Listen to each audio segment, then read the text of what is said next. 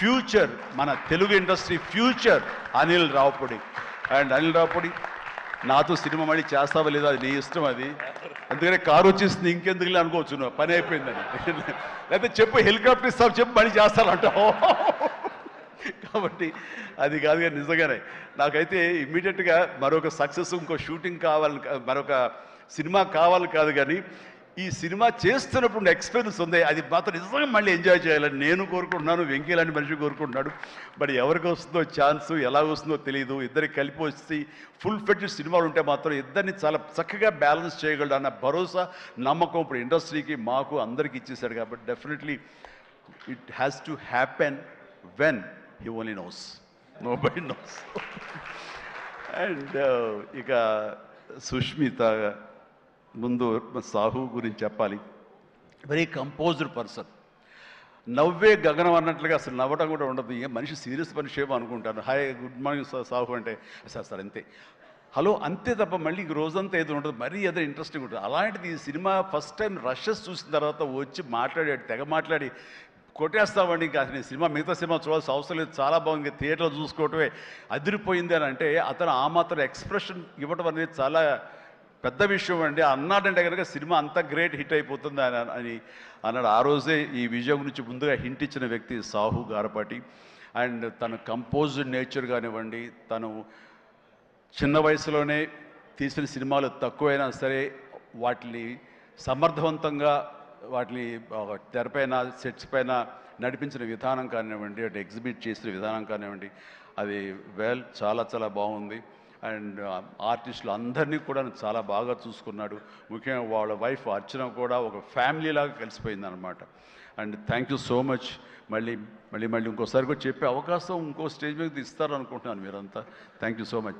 ఇక సుష్మిత విషయం నేను చెప్పాల్సి వస్తే,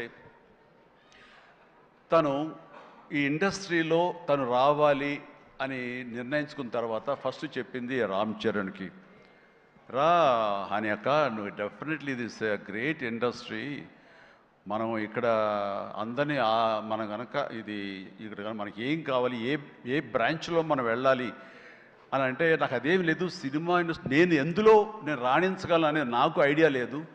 ఫస్ట్ ఆఫ్ ఆల్ ఏదో ఎంటర్ అవ్వాలి అంటే ఓ పని నా కాస్ట్యూమ్స్ అవి చూసుకోండి. రంగస్థలంలో తన కాస్ట్యూమ్స్ గురించి, రంగస్థలంలో కాస్ట్యూమ్స్ ఏమున్నాయి పాప, ఏముంటాయి అంటే ఏదోనా సరే లుంగి కానీ అది కానీ ఆ గెటప్ కోసం అని చెప్పి తను సుకుమార్ వాళ్ళందరి దీంట్లో డిజైన్ చేసుకుంటే చాలా రస్టిక్గా ఉండాలి, చాలా ఇద్దా ఉండాలి అంటారు. వాళ్ళు చెప్పిన మాట ఏంటంటే, ఒక చిరంజీవి గారు అమ్మాయి రామ్ చరణ్ సిస్టర్ అన్న ఫీలింగ్ లేకుండా గబుక్కుని ఏదో ఒక లుంగి కావాలంటే రాజమండ్రి ఆ ప్రాంతంలో కారు వేసుకుని తనే బయలుదేరి షాప్ తిరిగి డైరెక్టర్ కోరుకున్నటువంటి ఆ క్లాత్ కోసం తను తిరిగి చెమట కక్కుకుంటూ వచ్చి చేసింది అని చెప్పినప్పుడు నేను చాలా అంత కష్టపెడతా ఎవరు ఉంటారు కదా అసిస్టెంట్ అంటే నాకేం తెలియదు, మళ్ళీ వాడిని పంపిస్తే ఏం చేస్తారో ఏమో తెలియదు, నేనే వెళ్ళానంటూ అని అంటే కష్టానికి నెరవక నాన్న నుంచి కానీ తర్వాత తమ్ముడి నుంచి కానీ ఈ ఇండస్ట్రీలో రాణించాలంటే కష్టం ఒక్కటే పరమావధి, కష్టం ఒక్కటే నిజమైనటువంటి ఆయుధం, ఆ ఊతం అని తెలుసుకున్న మనిషిగా నాకు చాలా ఆనందం వచ్చింది.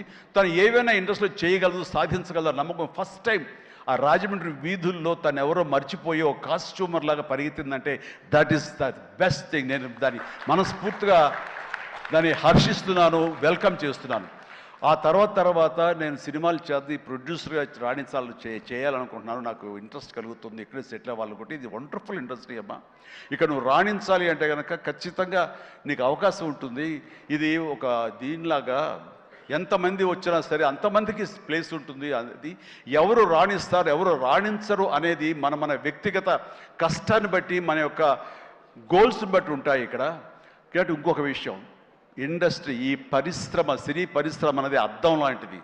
మనం ఎలాగా ఉంటామో మన స్వభావం కానీ మన ఆహార్యం కానీ మన థాట్స్ కానీ మన స్వభావ భావాలు కానీ ఇవన్నీ మన వ్యక్తిత్వం కానీ ఎలా ఉంటుందో అలాగే మనకి రిజల్ట్ కనబడుతుంటుంది. ఆ అద్దం కూడా మనం అలాగే చూస్తుంది, ఇండస్ట్రీ కూడా అలాగే మనకి రిజల్ట్ ఇస్తుంటుంది. నీ వ్యక్తిత్వం బాగుండాలి, నీ అప్రోచ్ బాగుండాలి, నీ కష్టం బాగుండాలి, అంతకంత రిజల్ట్ ఇస్తానే ఉంటుంది ఇండస్ట్రీలో. దీన్ని కేర్లెస్గా ఉన్నా సరే, ఒక యాటిట్యూడ్ ఉన్నా సరే, చూద్దాంలేని అపనమ్మకంతో ఉన్నా సరే అది కూడా ఈ పట్ల అపనమ్మకంగానే ఉంటుంది, ఏది అంతంత మాత్రంగా చూస్తుంది. నేను అనుభవపూర్వకంగా చెప్తాను. అన్నప్పుడు నేను ఫస్ట్ సినిమా చేయాలనుకుంటే మా ఇంట్లో ఉన్న హీరోస్ తోటి ఏ హీరో తను కాదంటారు, ప్రతి ఒక్కరిని ప్రతిరోజు కలుస్తుంది, ఒక కత్తి తెచ్చుకుంటే ఏ హీరో తనకు కాదంటారు. కానీ నేను వాళ్ళతో చేయండి డాడీ, నేను ఫస్ట్ ఆఫ్ ఆల్ ఎక్స్పీరియన్స్ సంపాదించాలి, గ్రౌండ్ రియాలిటీ తెలుసుకోవాలి అంటూ తను వెబ్ సిరీస్ మొదలుపెట్టింది, వెబ్ ఫిల్మ్స్ మొదలుపెట్టింది. అమ్మా ఇదే లాభం ఉంటుందంటే లాభం ఉండదు డాడీ, ఏదో లక్షల్లో మిగులుతుంది లేదని ఒకసారి అది కూడా ఇదైపోతాయి.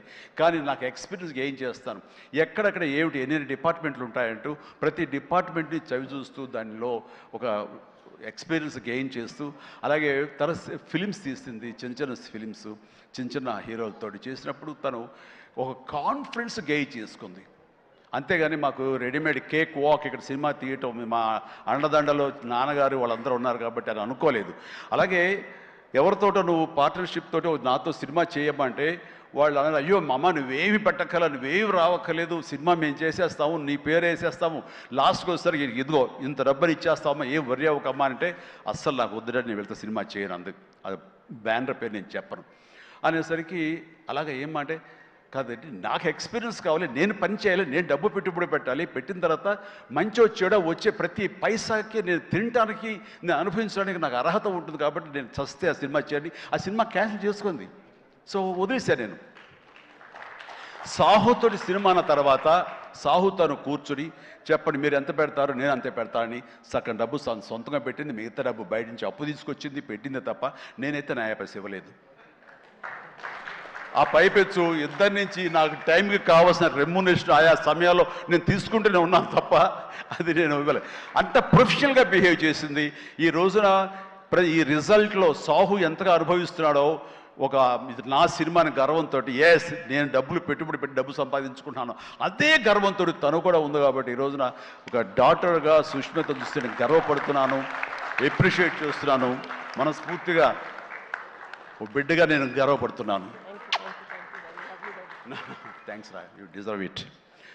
సో అట్లాగా బిడ్డలు ఈ ఇండస్ట్రీలో రాణించాలి అంటే నిజంగా ప్రతి వాళ్ళు అది ఏ బిడ్డ అయినా అవని, ఆడబిడ్డ అవని, మగబిడ్డ అవని ఇండస్ట్రీలో రాణించాలి అంటే కనుక ఖచ్చితంగా ఎంకరేజ్ చేయాలి ప్రతి. ఇది గొప్ప ఇండస్ట్రీ అండి. ఇక్కడ ఎవరైనా రాణించలేదు, ఇక్కడ ఏదైనా నెగిటివ్ పీపుల్ ఉన్నారు, ఇక్కడ మాకు ఇలాంటి బిట్టర్ ఎక్స్పీరియన్స్ జరిగింది అంటే కనుక అది నీ తప్పిదం అవుతుందని నేను అనుకున్న ప్రకారంగా నేను నమ్ముతున్నాను. నువ్వు స్ట్రిక్ట్గా ఉండి సీరియస్గా ఉంటే కనుక ఏ ఒక్కటి అడ్వాంటేజ్ తీసుకోవడానికి ప్రయత్నించారు, ఎలాంటి ఏదంటే క్యాస్ట్ కావచ్చు అలాంటివి ఏమి ఉండవండి. నీ బిహేవియర్ బట్టి ఉంటుంది. మీకుండే అభద్రతా భావంతో ఏమో అలాగేలా ఉండాలేమో అని ఉండకూడదు. ఎస్ నువ్వు ప్రొఫెషనల్గా ఉండు, అవతల కూడా ప్రొఫెషనల్గా ఉంటారు. ఈ ఇండస్ట్రీ అనేది ఒక అద్దం లాంటిది, నువ్వేమి ఇస్తావు తిరిగి నీకు అదే వస్తుంది.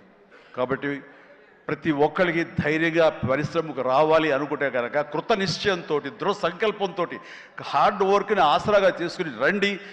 ఇది గొప్ప ఇండస్ట్రీ, మీరు అందరూ రాణిస్తారు, చేస్తారు. అది ఆడబిడ్డలు కానివ్వండి, మగవాళ్ళు కానివ్వండి, ఎవరైనా సరే. సో అది నేను వెల్కమ్ చేస్తున్నాను. దానికి ప్రత్యక్ష సాక్ష్యం సుష్మిత, అలాగే దత్తు గారి పిల్లలు స్వప్న, దత్ ఇలాంటి వాళ్ళందరూ కూడా ఎంతోమంది, ఇది ప్రధానంగా ఇంత డిస్ట్రిబ్యూటర్స్ తరపునట్టు మాట్లాడిన సుప్రియ, వీళ్ళందరూ కూడా ఆ స్థాయి వాళ్ళు.